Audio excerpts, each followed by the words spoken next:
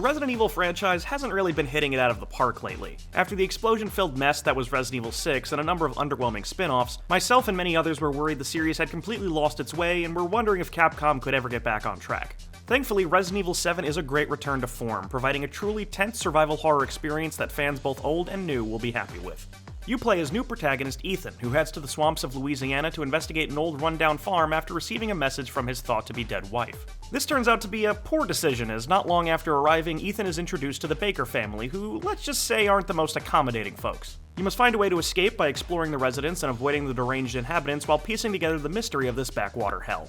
For those worried about jumping into the 7th numbered entry in the series, you can rest easy. Resident Evil 7 does not require any past knowledge of the games that came before it to understand what's going on. There are winks, nods, and references that longtime fans will definitely pick up on and appreciate, but they are in no way integral to the plot. Speaking of plot, the 9-hour-long journey through the Baker family farm is a compelling one with a few cool reveals and more than enough standout moments that are sure to get loud reactions. Not every question is answered by the time the credits roll, but it's a satisfying journey from start to finish. Prior Resident Evil games were typically played from a third-person perspective, but RE7 is entirely in first-person and is all the better for it. The game's excellent dark and chilling atmosphere is heightened by the lack of situational awareness, and for a good chunk of the playtime, the simple act of turning around or opening a door can be incredibly stressful. There were numerous times I found myself wildly swiping my knife around corners just to provide a false sense of security.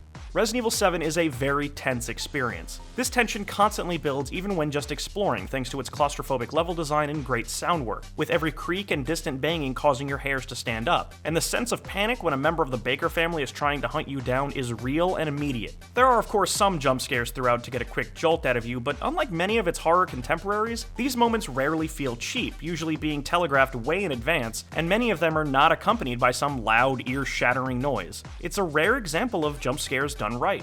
Most of what you'll be doing is searching various rooms for supplies and key items to solve puzzles in order to make progress. These puzzles are universally simple, usually asking you to bring an item to a clearly marked location, but this simplicity is by no means a bad thing, allowing the game to maintain its deliberate pace and letting the environment be the real star of the show. There is combat, with a small assortment of weapons and different enemy types, but for the most part it's not the focus of the game. Shooting feels a bit clunky, but that's by design as Ethan is not a soldier, and it helps add to the feeling of helplessness, with every missed bullet feeling like a waste of a precious resource. I say for the most part because the final third does shift focus from tense survival horror to being more action-oriented, giving you an abundance of ammunition and throwing larger groups of enemies at you. It's by no means unpleasant and could be argued as a much-needed time of empowerment, but it's just not as entertaining as the tense, unpredictable horror focus that preceded it.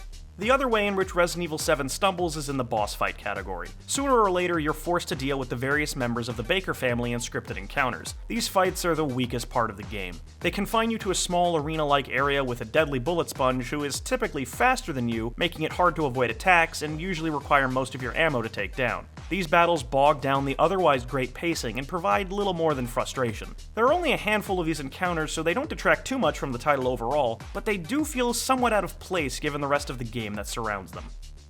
Resident Evil 7 is a great return to form. It's genuinely tense, creepy, has excellent atmosphere, and tackles horror better than a lot of other similar games in the genre. It feels like an old-school game in the series, just modernized and in first person.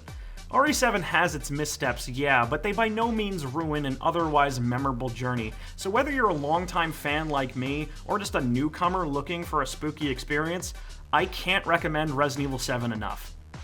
Resident Evil 7 gets an 8 out of 10.